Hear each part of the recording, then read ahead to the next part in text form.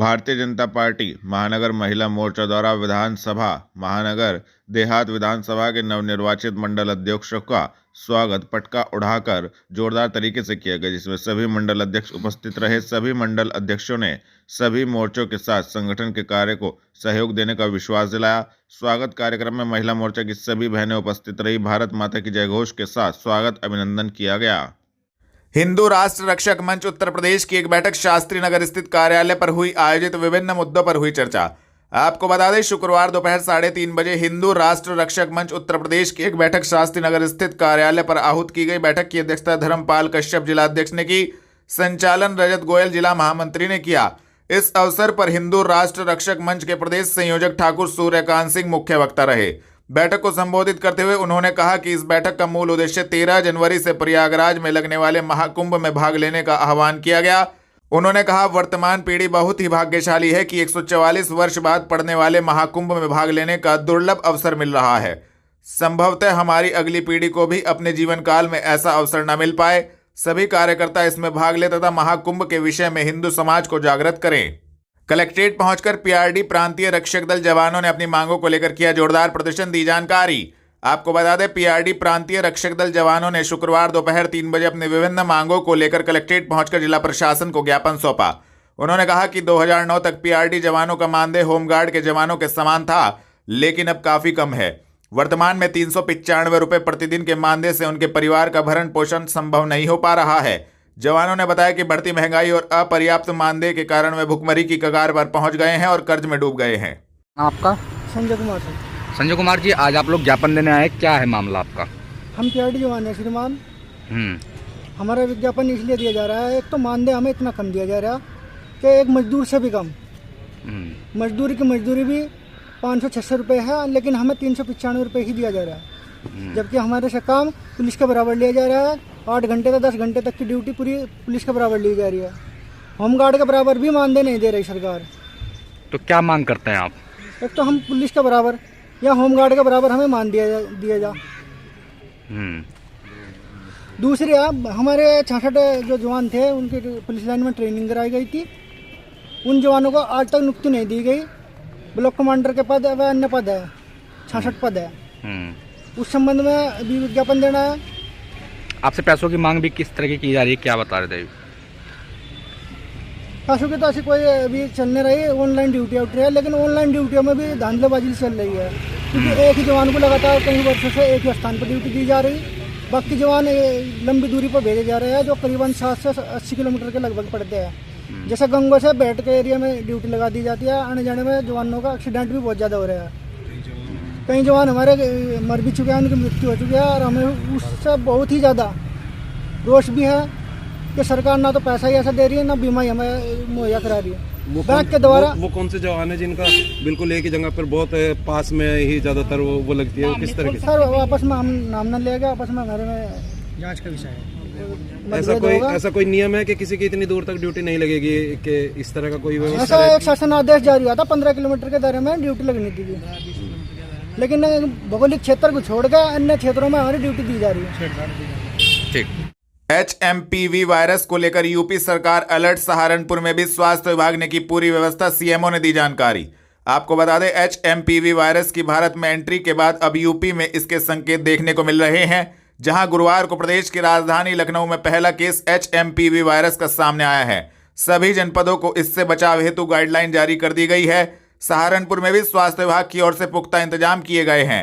Saharanpur CMO doctor Praveen Kumar ने शुक्रवार शाम 6 बजे संबंधित जानकारी दी। फिर एक वायरस जिसने भारत में एंट्री की, HMPV, उसके बाद अब उत्तर प्रदेश में भी संकेत मिले हैं। सभी जनपदों को आदेश जारी हुआ है, सर, निर्देश जारी हुआ है। क्या किस तरह से लोग इससे बच सकते हैं, क्या इसके लक्षण है सर? देखो, जो नया वायरस है ये कुछ ही जनपदों में अभी इक्का दुक्का केस आया है, और जो उत्तर प्रदेश सरकार की तरफ से गाइडलाइन आई है वो अभी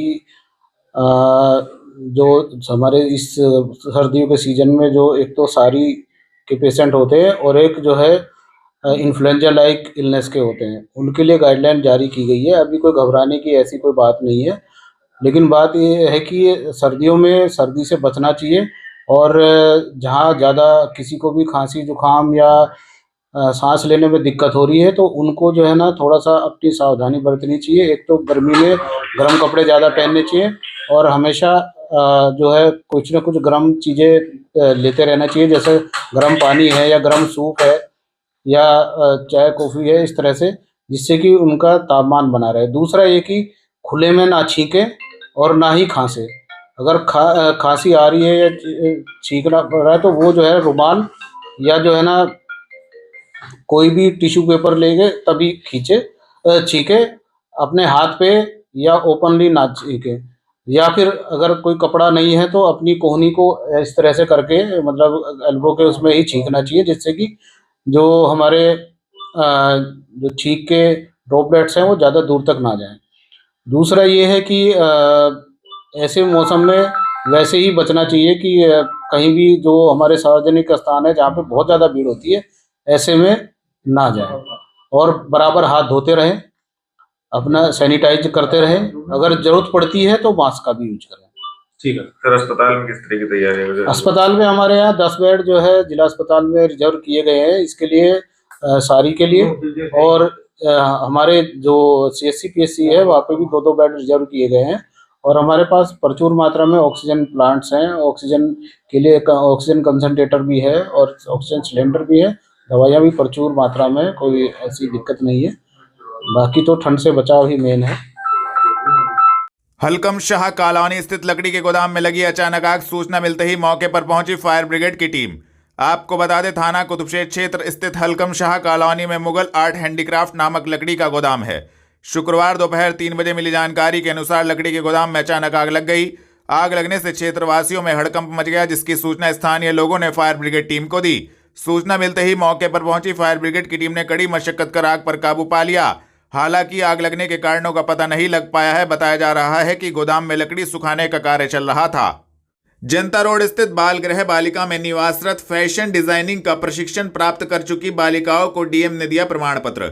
आपको बता दें, स्वैच्छिक संगठन राजसी डेवलपमेंट एंड रिसर्च संस्थान द्वारा संचालित बाल गृह बालिका में निवासरत बालिकाओं को लाल सखी संस्था द्वारा प्रोजेक्ट स्किल कनेक्ट मेरा हुनर मेरी पहचान के अंतर्गत सिलाई, कढ़ाई व बुनाई का प्रशिक्षण प्रदान किया गया, जिससे बालिकाओं को आर्थिक रूप से आत्मनिर्भर बनाया जा सके। जनता रोड स्थित बाल गृह बालिका में निवासरत बालिकाओं को फैशन डिजाइनिंग के प्रशिक्षण हेतु पहले बैच में कुल 22 बालिकाओं को प्रशिक्षण प्रदान किया गया है। प्रशिक्षण के सफलतापूर्वक पूर्ण किए जाने पर बालिकाओं को शुक्रवार शाम 4 बजे डीएम मनीष बंसल द्वारा प्रमाण पत्र प्रदान करते हुए सम्मानित किया गया। बालिकाओं का उत्साहवर्धन करते हुए बालिकाओं को प्रशिक्षण में अधिक से अधिक प्रतिभाग करने हेतु प्रोत्साहित किया गया।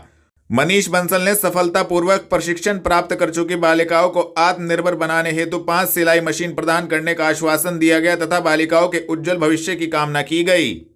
कलेक्ट्रेट स्थित सभागार में जिलाधिकारी ने जनपद में निर्माणाधीन महत्वपूर्ण परियोजनाओं की समीक्षा की, दिए आवश्यक दिशा निर्देश। आपको बता दें, जिलाधिकारी मनीष बंसल की अध्यक्षता में कलेक्ट्रेट स्थित सभागार में शुक्रवार शाम 5:30 बजे जनपद में महत्वपूर्ण निर्माणाधीन परियोजनाओं की समीक्षा बैठक की गई। बैठक में राजकीय महाविद्यालय नकुड़, स्पोर्ट्स कॉलेज बेहट, वृहद गौ संरक्षण केंद्र मानपुर एहतमाल एवं बरसी, कस्तूरबा गांधी बालिका विद्यालय Gango, charging station for electric bus, mobile शौचालय, रेट्रोफिटिंग ऑफ गैराज, राजकीय मेडिकल कॉलेज में नर्सिंग कॉलेज, प्रमुख सड़कों एवं पुलों का निर्माण, राजकीय पॉलिटेक्निक कॉलेज गोपाली, राजकीय कन्या इंटर कॉलेज गागलहेड़ी एवं देवला, राजकीय ITI नागल एवं गंगोह स्थित जनपद में निर्माणाधीन महत्वपूर्ण परियोजनाओं पर चर्चा हुई। मनीष बंसल ने कहा कि विकास एवं निर्माण कार्यों को समय से पूरा कराया जाए। इसके साथ ही सभी कार्यदायी संस्थाओं द्वारा कराए जा रहे कार्यों की परियोजनावार समीक्षा कर गुणवत्ता एवं समयबद्धता के साथ पूर्ण कराने के निर्देश दिए गए। उन्होंने कहा कि किसी प्रकार की समस्या आने पर संबंधित विभाग द्वारा शासन स्तर पर पत्राचार किया जाए। जनमंच में आयोजित नगर निगम बोर्ड बैठक में 775 करोड़ 73 लाख 30 हजार रुपए का पुनरीक्षित बजट पारित।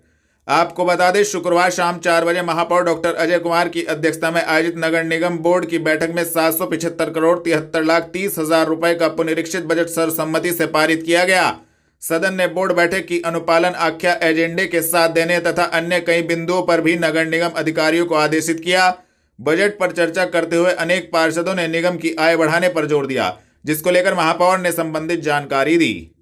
सर बोर्ड की बैठक थी, क्या कुछ मुद्दे थे और कितना बजट जो है पुनरीक्षित था वो पारित किया गया? आज बोर्ड की एक विशेष बैठक थी। ये बैठक जो पुनरीक्षित बजट है 2024-2025 उसके लिए रखी गई थी और आज 758 करोड़ रुपए का पुनरीक्षित बजट बोर्ड ने ध्वनि मत से एक बड़े अच्छे ही संवाद के द्वारा लगभग 3 घंटे संवाद चला, जिसमें सभी पार्षदों की एक ही चिंता दिखाई दी कि बोर्ड को स्वावलंबी बनना है, बोर्ड को अपने आय के सृजन करने हैं खुद, और आय के सृजन करते हुए जो व्यय है उसके ऊपर भी लगाम लगानी है। जो उचित मद है वहाँ पर ही खर्चे करने हैं। एक एक पैसा जो बोर्ड के फंड का है वह लोगों के काम में आए और लोगों के उससे भला हो, लोगों को लाभ मिले, ऐसा एक मन से पार्षदों ने चर्चा की। इसी को लेकर आज ध्वनि मत से सभी पार्षदों ने, चाहे पक्ष के थे चाहे विपक्ष के थे, उन्होंने इस बजट को पास किया। जो बजट पास किया गया है किन किन कार्यों में आएगा, कितना निर्माण लगना है और अन्य चीजों में क्या क्या देना है? देखिए, जो मूलभूत कार्य होते हैं नगर निगमों के, वह रख रखाव है, सड़कों का रख रखाव है, नालियों का निर्माण है, जल का निस्तारण है, जल का संचय है, पथ प्रकाश है, पार्कों की, गौ अंत्येष्टि स्थलों की बनाना और उनको सुदृढ़ीकरण करने का कार्य होता है। इसके अलावा साफ सफाई, जो एक रीढ़ की हड्डी होती है नगर निगम की, उनको लेके बजट होते हैं। इन सब कार्यों में खर्च में बजट आएगा। तो पूर्व में जो हंगामे हुए बजट की बैठक में, क्या मीडिया को आज नहीं, मीडिया का एक अपना अंग है। मीडिया उस बजट को अच्छी तरह से पढ़े, उस बजट पे जो भी अगर कोई उनको लगता है तो वह अपनी क्रिटिकल एनालिसिस करके उस पर अपने वक्तव्य दे। मीडिया का पूरी बजट की कार्रवाई या किसी भी बोर्ड की बैठक की कार्रवाई के दौरान चर्चा में रहना मीडिया बंधुओं के लिए नहीं होता। मीडिया बंधु उपलब्ध थे वहाँ पर, वो सबने, उन्होंने फ़ोटो भी लिया और उनको सबको प्रेस नोट भी दिया जाएगा। अगर वो आवश्यक चाहेंगे और ऐसा डिमांड करेंगे, क्योंकि पूरी वीडियोग्राफी होती है उसकी वीडियो भी दी जाएगी। लेकिन चर्चा में क्योंकि भाग लेने के लिए बहुत सारे विषय उठते हैं, उसमें मीडिया बंधु की उपस्थिति प्रार्थनीय नहीं होती, इसलिए मीडिया बंधु वो अपने आप नहीं थे, हमने कुछ नहीं कहा ऐसा। ये टिंकू भाई, बोर्ड की बैठक थी, कई सौ करोड़ रुपए की जो प्रोजेक्ट है, बजट है उसका, वो पारित हुआ है, पुनरीक्षित बजट था, क्या कहेंगे सर? देखिए, ये एक मैनिपुलेशन किया हुआ बजट था।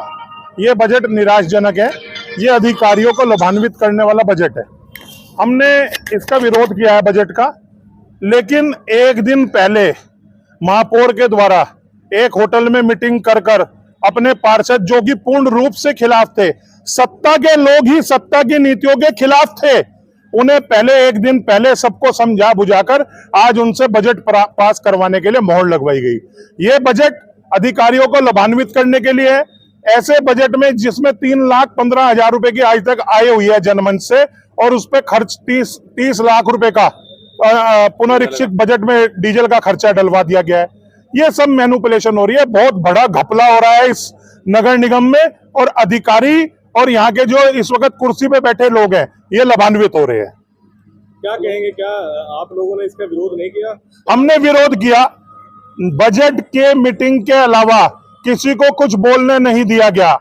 बजट में ही दुनिया भर की खामियां थी, लेकिन इनके द्वारा बजट को पास करवा दिया गया। सत्ता पक्ष के लोग भी बजट नहीं पास करना चाहते थे, लेकिन ये सब महापौर जी के द्वारा एक सुयोजित तरीके से बजट को पास करवा दिया गया। हम इसका पूर्ण रूप से बहिष्कार करते हैं। महापौर साहब का कहना है जो बजट पास हुआ है ये शहर की दशा और दिशा बदलेगा, क्या कहेंगे? शहर की दशा और दिशा इस वक्त बदतर हालत में है। सड़कें खुदी पड़ी हैं, अतिक्रमण के नाम पर गरीब लोगों को उजाड़ दिया गया। ये सरकार गरीबों के खिलाफ है और इसका जीता जागता सबूत नगर निगम है। थाना गागलेड़ी पुलिस ने हत्या की घटना में वांछित अभियुक्त को कोलकी फ्लाईओवर के पास से किया गिरफ्तार। प्रेस वार्ता आयोजित। आपको बता दें, वरिष्ठ पुलिस अधीक्षक के निर्देशन में पुलिस अपराध नियंत्रण हेतु अपराधियों के विरुद्ध कार्रवाई कर रही है।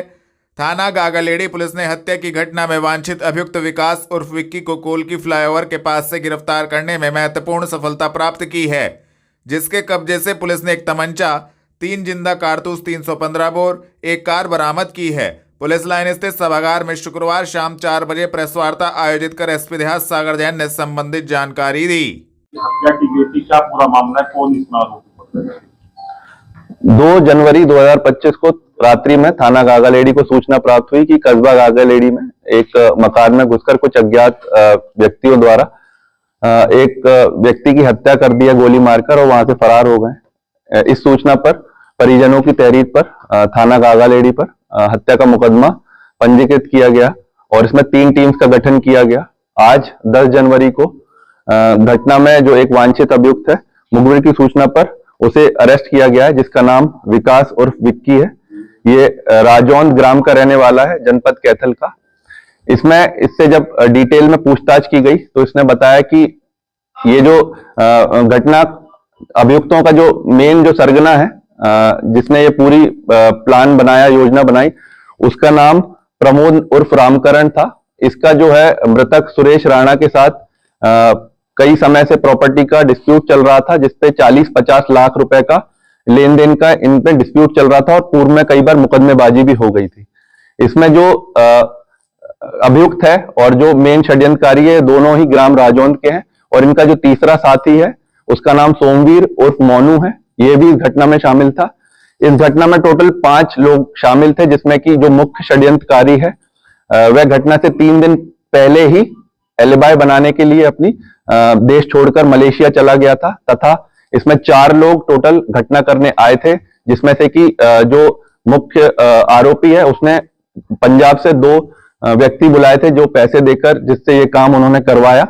इसमें पुलिस ने एक व्यक्ति को गिरफ्तार कर लिया जिसका नाम विकास है और अन्य जो है लोगों के नाम प्रकाश में आ गए हैं और इनसे और भी डिटेल में पूछताछ की गई और इसके कब्जे से एक देशी तमंचा और अवैध जो है खोखे कारतूस ये सब बरामद किए गए हैं और इसमें आज इसे माननीय न्यायालय के समक्ष पेश किया जा रहा है।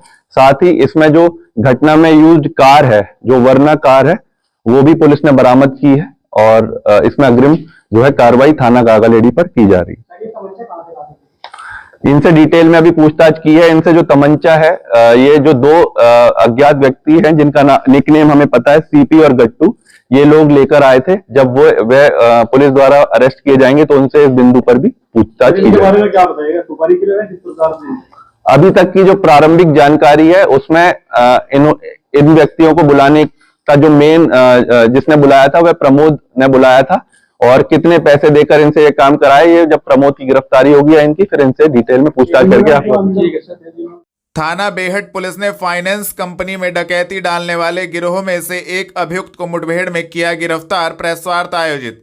आपको बता दें, वरिष्ठ पुलिस अधीक्षक के निर्देशन में पुलिस अपराध नियंत्रण हेतु अपराधियों के विरुद्ध कार्रवाई कर रही है। थाना बेहट पुलिस ने कस्बा बेहट संजय कॉलोनी में स्थित फाइनेंस कंपनी में डकैती डालने वाले गिरोह में से एक अभियुक्त शावेज को मुठभेड़ में बेहट क्षेत्र से गिरफ्तार करने में महत्वपूर्ण सफलता प्राप्त की है, जिसके कब्जे से एक आधार कार्ड, 15,750 रुपये नगद, एक कार, एक देसी तमंचा, एक खोखा एवं 2 जिंदा कारतूस 315 बोर बरामद किए हैं। इस संबंध में एसपी देहात सागर जैन ने पुलिस लाइन स्थित सभागार में शुक्रवार शाम 4 बजे प्रेस वार्ता कर संबंधित जानकारी दी। 29 नवंबर को थाना बेहट को रात्रि में सूचना मिलती है कि कुछ अज्ञात अभियुक्तों ने संजय कॉलोनी स्थित भारत फाइनेंस कंपनी का जो ऑफिस है वहां पर डकैती डाली है और वहां से 1,74,000 रुपए और कुछ मोबाइल फोन्स जो वहां पर काम करते हैं एम्प्लॉय, उनके मोबाइल फोन वहां से लूटपाट करके वहां से फरार हो गए हैं। इसमें कई टीम्स का गठन किया गया, अलग अलग एंगल पर पुलिस काम कर रही थी। इसमें आसपास के सीसीटीवी कैमरेस, जिस गाड़ी से वो घटना करने आए थे उसको ट्रैक किया गया, अलग अलग जगह पर सर्विलांस की मदद ली गई।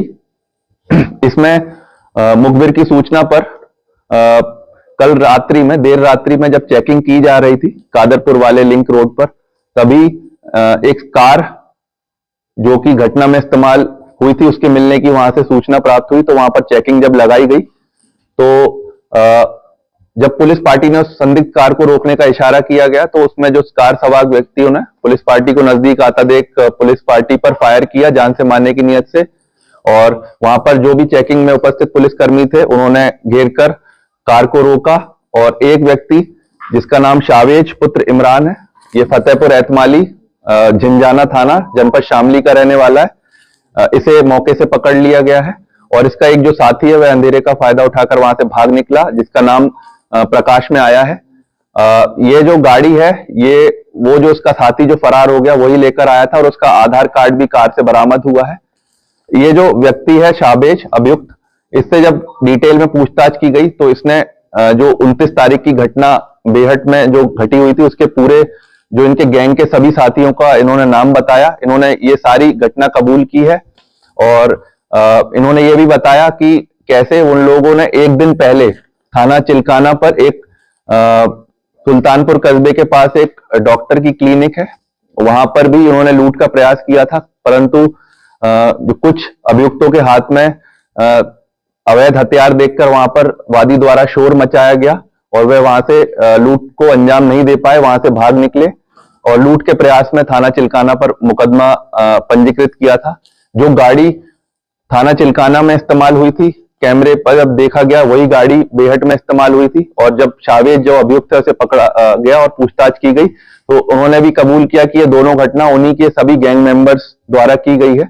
अपने सभी गैंग मेंबर्स का नाम उसने पुलिस को बताया है और ये जो हम लोगों के पास अन्य भी इनपुट्स थे उस सभी से ये मैच करता है और सभी लोगों के नाम प्रकाश में लाए गए हैं और इसमें आज शावेज को जेल भेजा जा रहा है तथा शीघ्र ही अन्य इसके जो साथी हैं उनकी भी अरेस्टिंग की जाएगी। इसमें विधिक कार्रवाई प्रचलित है। सर काफी समय लगा, 1.5 महीना लगा है कि सरकार से पुलिस इन तक पहुंची है, नेटवर्क कैसे पहुंचा, पकड़ा है और आपस में कहाँ नेटवर्किंग है, ये पकड़ा गया भी क्या बताया? इन्होंने ये बताया कि ये सब लोग जनपद हरियाणा में एकत्रित हुए थे और फिर वहां से गंगो थाना क्षेत्र के गांव में इकट्ठे हुए थे और इन्होंने ये प्लानिंग करी थी एक दिन पहले कि चिल्काना में लूट की घटना करेंगे और इनमें से एक जो व्यक्ति है जो मुख्य अभियुक्त है उसने अपने साथी के साथ यहाँ पर आकर रैकी भी की थी और इन सब लोगों ने फिर ये घटना 29 तारीख की रात्रि में अंजाम दिया था। इसमें टाइम इसीलिए लग गया है इतना क्योंकि पुलिस अलग अलग एंगल पर काम कर रही थी। इसमें काफी कैमरे, करीब 500 से ज्यादा कैमरे पुलिस द्वारा देखे गए और कार को काफी दूर तक ट्रैक किया गया और फिर जब मुखबिर तंत्र को एक्टिवेट किया गया तब ये जब सूचना मिली मुखबिर द्वारा कि ये जो संदिग्ध कार है ये थाना बेहट क्षेत्र के कादरपुर या उसके आसपास मिलने की संभावना है, इसलिए चेकिंग लगाई गई और उसके बाद मुठभेड़ ये अपराधी अरेस्ट किया गया। थाना फतेहपुर पुलिस ने लूट की घटना का किया सफल अनावरण, 6 अभियुक्तगण गिरफ्तार, पुलिस लाइन में प्रेस वार्ता आयोजित। आपको बता दें वरिष्ठ पुलिस अधीक्षक के निर्देशन में पुलिस अपराध नियंत्रण हेतु अपराधियों के विरुद्ध कार्रवाई कर रही है। थाना फतेहपुर पुलिस ने लूट की घटना का सफल अनावरण करते हुए 6 अभियुक्तगण अभिषेक, सुमित, आकाश, विवेक, विक्की एवं आकाश को फतेहपुर क्षेत्र से गिरफ्तार करने में महत्वपूर्ण सफलता प्राप्त की है, जिनके कब्जे से 8,000 रुपये नकद, पहचान पत्र, ATM कार्ड, मोबाइल फोन, एक बैग एवं एक कार बरामद की गई है। शुक्रवार शाम 4 बजे पुलिस लाइन स्थित सभागार में प्रेस वार्ता कर SP देहात सागर जैन ने संबंधित जानकारी दी। ये सर आधा दर्जन अभियुक्त जो पकड़े गए हैं लूट की वारदात को इन्होंने अंजाम दिया था, किस प्रकार से वारदात को अंजाम दिया था और कैसे इन्होंने नेटवर्क अपना बनाया है, क्योंकि देखा जा रहा है तो पंजाब और हरियाणा के भी कुछ लोग हैं। 8 तारीख की देर रात्रि थाना फतेहपुर को सूचना प्राप्त होती है कि हलवाना रोड पर एक बाग के पास एक मोटरसाइकिल सवार व्यक्ति से कुछ अज्ञात बदमाशों द्वारा लूटपाट की घटना कर ली है और इसके पास से एक बैग जो वो लेकर चल रहा था वादी और 14,000 रुपए जो उसने ATM से निकाले थे उन्होंने लूटपाट करके वहां से फरार हो गए हैं। इसमें वादी ने तहरीर थाना फतेहपुर पर दी जिसमें कि उसने गाड़ी नंबर जिससे लूटपाट ये लोग करने आए थे उसका गाड़ी नंबर उसने देख लिया था और नामजद उसने गाड़ी नंबर के साथ ये तहरीर दी थी और इस पे मुकदमा थाना फतेहपुर पर पंजीकृत किया गया था और इसमें 2 टीम्स का गठन कर लिया गया था। कैमरेज देखे गए थे एवं जो गाड़ी जो ओनर है उसके थ्रू वर्तमान में ये गाड़ी कौन चला रहा था वहां तक पहुंचे और फिर हम लोगों ने जो थाना फतेहपुर की टीम ने 6 अभियुक्त जो इस घटना में शामिल थे सभी को अरेस्ट कर लिया है और इसमें जो अभिषेक है ये थाना फतेहपुर का रहने वाला है। ये एक गाड़ी एक व्यक्ति से मांगकर 1300 रुपए पर डे के हिसाब से किराए पर लेकर आया था।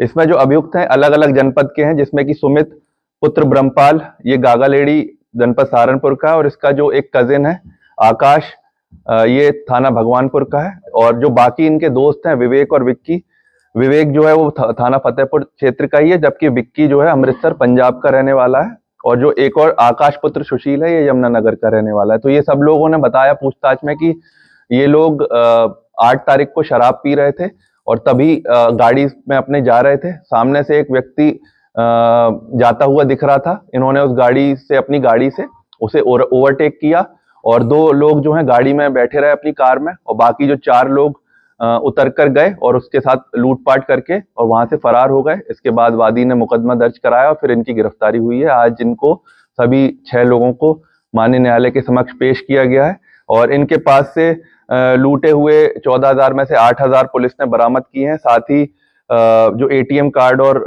भारत मोबाइल जियो पैड का कीपैड मोबाइल है जो वादी के बैग में था, वो भी बरामद किया है। तो इनसे बरामदगी भी हुई है और आज इन्हें जेल भेजा जाए। नेटवर्क कैसे बनाया उन्होंने? पंजाब, उत्तराखंड, हरियाणा के गाड़ी जो है उत्तराखंड की है, पंजाब के भी लोग हैं। जी, जैसे मैंने बताया कि एक व्यक्ति अभिषेक जो अभियुक्त है, वो एक व्यक्ति हारून से किराए पर लेकर आया था और जो सुमित है उसका जो आकाश है और सुमित ये आपस में कजिन है, तो ये दोनों आपस में रिलेटेड हैं। बाकी सभी इनके दोस्त हैं और ये एक साथ जो है शराब का सेवन कर रहे थे। सभी लोग दोस्त हैं और जब हाईवे पर ये जा रहे थे तब इन्होंने ये घटना को अंजाम दिया। इनमें से कोई ऐसा कि जिसने पहले इस घटना को इस तरह की अंजाम दिया हो या पहले कोई आपराधिक इतिहास है? जी, इसमें विवेक पुत्र जोगेंद्र है, ये पहले लूट में मुकदमे में जा चुका है और इसमें अभिषेक का भी पूर्व में आपराधिक इतिहास है।